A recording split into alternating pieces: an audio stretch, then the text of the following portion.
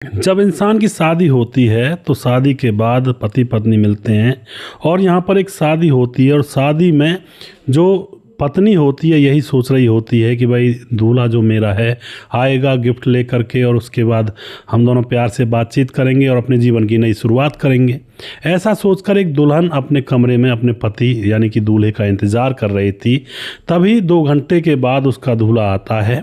आकर के वह अब उसके लिए गिफ्ट वगैरह तो कुछ लेकर नहीं आता है। आकर के वो दुल्हन के पास बैठ जाता है और यहाँ पर दोस्तों क्या होता है, गिफ्ट की जगह पर वह जो दूल्हा होता है कोने में रखा हुआ एक हथौड़ा उठाता है और हथौड़े से दुल्हन के ऊपर वार कर देता है। और दोस्तों यह बहुत ही एक ऐसी घटना थी जिससे हम लोगों को सबक भी लेना चाहिए। क्यों तो उस दूल्हे ने ऐसा किया जबकि वो पहली रात थी, फर्स्ट नाइट, मिलना जुलना हो जाता उसके बाद जो कुछ होता, लेकिन यहाँ तो पहले ही यह सब कुछ हो गया था। क्या राज था, क्या प्रॉब्लम थी उस दूल्हे को, क्या मामला था, पूरी जानकारी यहाँ पर हम लेने वाले हैं। वीडियो को लास्ट तक ज़रूर देखा करें दोस्तों, क्योंकि वीडियो को जब लास्ट तक देखते हैं तो ही हमें कहानी का पता लगता है कि आखिर इस कहानी के अंदर था तो था क्या।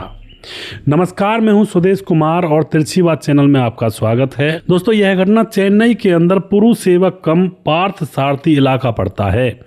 पार्थ सारथी इलाके के अंदर जेसुआ नाम का एक लड़का जिसकी उम्र होती है 26 साल और माता पिता के साथ रहता है। कोई परेशानी नहीं है, कोई प्रॉब्लम नहीं है, ना ज़्यादा कोई गरीबी ना ज़्यादा अमीरी, अपना परिवार अच्छे से चल रहा है। लड़का बहुत समझदार है, देखने में बातें बहुत अच्छी करता है। उसके घर वालों को उसकी शादी की चिंता होती है, उसके लिए एक लड़की ढूंढी जाती है।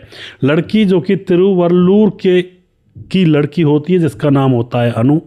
अनु 24 साल की थी और लड़का 26 साल का, यानी कि दोनों का मेल था। घर वालों को लड़की पसंद आ जाती है।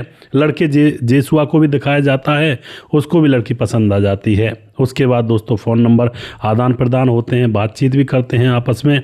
खूब दोनों को एक दूसरे के प्रति बहुत ही ज़्यादा आकर्षण हो चुका था, क्योंकि भाई शादी होगी, अब तो पति पत्नी बनेंगे, कोई परेशानी की बात है ही नहीं।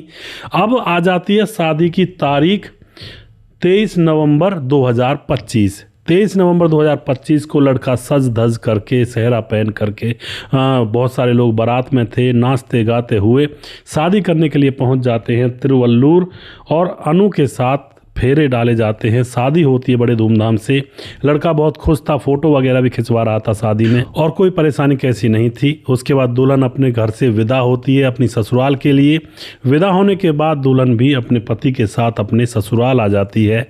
यहाँ आने के बाद वही नॉर्मल सी चीज़ें, भाई सारी रीति रिवाज रस्में पूरी की जाती हैं। दुल्हन बहुत खुश है और नया घर है उसके लिए, नए घर का प्रवेश है।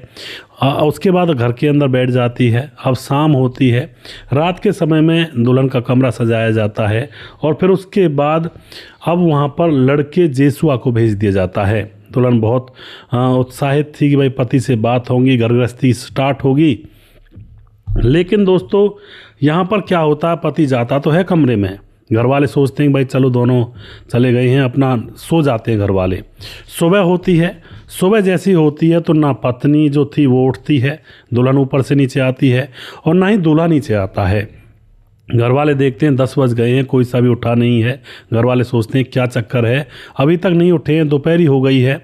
तो ऊपर जाकर कमरे में देखते हैं तो वहाँ पर जो दरवाज़ा था खुला पड़ा था और उस कमरे के अंदर जो दुल्हन थी वह लहूलुहान पड़ी हुई थी, मृत नहीं थी, हालांकि सांसें चल रही थी। दुल्हन को इस हालत में देख करके घर वालों के तो होश फाख्ता हो जाते हैं। उसके बाद लड़के जेसुआ को ढूंढा जाता है, लेकिन वो तो वहाँ पर था ही नहीं। फ़ोन बजाया जाता है, फ़ोन की घंटी तो बज रही है और उसको वह बार बार काट रहा होता है। अब तो घर वाले बहुत ज़्यादा परेशान, हैरान, आस पड़ोस के लोग भी इकट्ठे हो जाते हैं। लड़की को सीधा हॉस्पिटल ले जाया जाता है। डॉक्टर उसकी हालत बहुत ज़्यादा क्रिटिकल बताते हैं कि भाई बस जान कैसे कैसे बची हुई है, वरना तो हालत ऐसी है, क्योंकि हथौड़े से उसके सर पर वार किया गया था। तो उसको आईसीयू में भर्ती कर दिया जाता है, कोई सांसें चल रही थी, इलाज पूरा चल रहा था। पुलिस भी वहाँ पर आ जाती है, सीधा सा मामला है, पुलिस तो आनी ही है। पुलिस आकर के पूछताछ करती है तो घर वाले बताते हैं कि हमारा बेटा जिसकी कल शादी हुई, दोनों पति पत्नी कमरे में थे और सुबह हमारा बेटा गायब और जो दुल्हन है वह खून से लहूलुहान हमें मिलती है कमरे के अंदर। तो पुलिस के सामने सीधी सी बात थी, भाई जेसुआ को पकड़ना है, वही बताएगा क्या मामला हुआ था। तो जेसुआ की फ़ोन की लोकेशन से पुलिस ट्रेस करके उसके पास तक बहुत जल्दी पहुंच जाती है और उसको अरेस्ट कर लिया जाता है। अरेस्ट करने के बाद अब जेसुआ से पूछा जाता है कि भाई मामला क्या है, तुम्हारी पत्नी इस हालत में मिली है। तो सबसे पहला जवाब पता है उसने क्या पूछा था जेसुआ ने, वो मरी है या अभी जिंदा है। तो पुलिस वाला कोई कहता है कि अभी जिंदा है, आईसीयू में है, आखिरी सांसें गिन रही है। तो यह बात सुनने के बाद दूल्हे को बड़ा गुस्सा आता है और वो कहता है, मनी मन बुड़बुड़ाता है कि मर क्यों नहीं जाती वो। अब उसके बाद पुलिस उसको पकड़ती है, पूछताछ करती है कि भाई बात बता, आखिर इतनी नफरत क्यों अपनी पत्नी के प्रति। तो जेसुआ अब यहाँ पर पूरा राज खोलता है। राज क्या, छोटी सी बात थी जिसके ऊपर यहाँ पर इतना बड़ा कांड हो गया। बात क्या थी, शादी के बाद जो पत्नी है वह जैसे ही यहाँ पर आती है दुल्हन बन करके, उसके बाद रात होती है। अब दुल्हन के सामने जैसे रीति रिवाजें पूरी की जाती हैं तो बहुत सारी औरतें होती हैं, हंसती हैं, मजाक करती हैं। कोई कहता है कि भाई बहुत ही सुंदर बहू है, दुल्हन है जेसुआ की।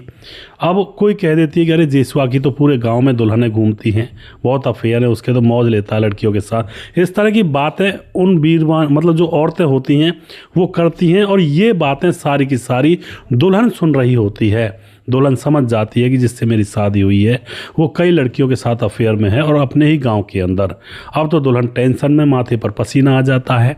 उसके बाद अब रात में जब दोनों कमरे के अंदर जाते हैं, अब वहाँ पर जो पति होता है दूल्हा वो जाता है, जाकर के बातचीत करता है और फिर सहवास करने की, संबंध बनाने की कहता है। लेकिन दुल्हन अब नहीं कह देती है।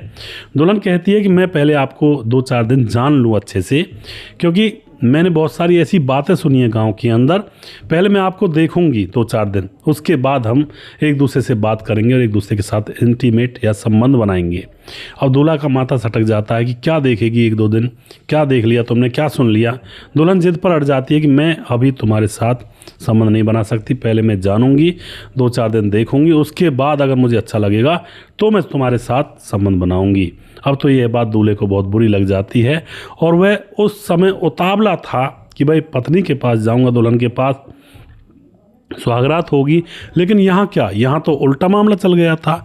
वह कोने में रखा हुआ एक हथौड़ा, जो कि पुराना हथौड़ा रखा हुआ था घर के अंदर, उसको उठाता है और इतना गुस्से में था वह अपनी पत्नी के सर पर वार करता चला जाता है। पत्नी खून से लहूलुहान, और आवाज़ भी उसकी नहीं निकलती है। आवाज़ निकलती तो घर वालों को पता चल जाता। वहीं पर खून से लहूलुहान बेड पर पड़ जाती है और यह लड़का समझता है कि अब यह मर गई है और अब इससे फंद कट जाएगा, और उसके बाद घर से वह फरार हो जाता है। दोस्तों, इस तरह की घटना यहाँ पर हुई थी। अब उस पति को पकड़ा गया है, उसके ऊपर केस मतलब बनाया गया है, वह जेल में जाएगा। और जो लड़की है वह आखिरी सांसों से, यानी कि अपनी ज़िंदगी और मौत के बीच में अटकी हुई है, उसका इलाज चला हुआ है। तो कई बार छोटी छोटी बातें बड़ा बड़ा कारनामा कर देती हैं। दुल्हन ने सुना औरतें मजाक कर रही थी या सच बता रही थी, ये भी तो बात पक्की नहीं है। हो सकता है औरतें मजाक करती हों, क्योंकि शादी ब्याह के माहौल में औरतें बड़ी हंसा करती हैं, ठिठोलियाँ किया करती हैं। उनके लिए तो एक त्योहार के बराबर होता है। तो हो सकता है औरतें मजाक कर रही हों, क्योंकि यहाँ पर लड़के ने कहा मेरा ऐसा कुछ भी किसी के साथ चक्कर ही नहीं था, और हो सकता है लड़की उसको बहम बनाकर समझ चुकी हो। ऐसा हो जाता है। तो थोड़ा सा कोई शादी ब्याह का फंक्शन है तो औरतों से भी गुजारिश करना चाहता हूँ, नई दुल्हन के सामने ऐसी ओछी बातें ना कहें, क्योंकि उनका जो गृहस्थ जीवन है वो स्टार्ट होने जा रहा है, उसमें फ़र्क पड़ता है। अगर दुल्हन के सामने, नई नवेली दुल्हन है, कोई ऐसी वैसी घर की जो नीची बात है या फिर घर का कोई पॉइंट ऐसा है, जो घर की कोई ऐसी बात है जिससे दुल्हन चढ़ भी बना सकती है, जिससे हो सकता है दुल्हन को दूल्हा पसंद भी ना आए। हो सकता है अपना गृहस्थ जीवन स्टार्ट करने से पहले ही ऐसा काम कबाड़ा हो जाए जैसा यहाँ पर इस घटना के अंदर हुआ है। तो कभी भी ऐसा ना करें, थोड़ा सा सावधानी ज़रूर रखें, क्योंकि घर बिगड़ने में ज़्यादा टाइम नहीं लगता है। दोस्तों, आप जो भी कुछ कहना चाहते हैं अपनी राय कमेंट बॉक्स में लिख सकते हैं और लोगों के साथ शेयर कर सकते हैं। अगला वीडियो बहुत जल्दी फिर से लेकर आऊँगा। तब तक आप खुश रहें, सावधान रहें। जय हिंद, जय भारत।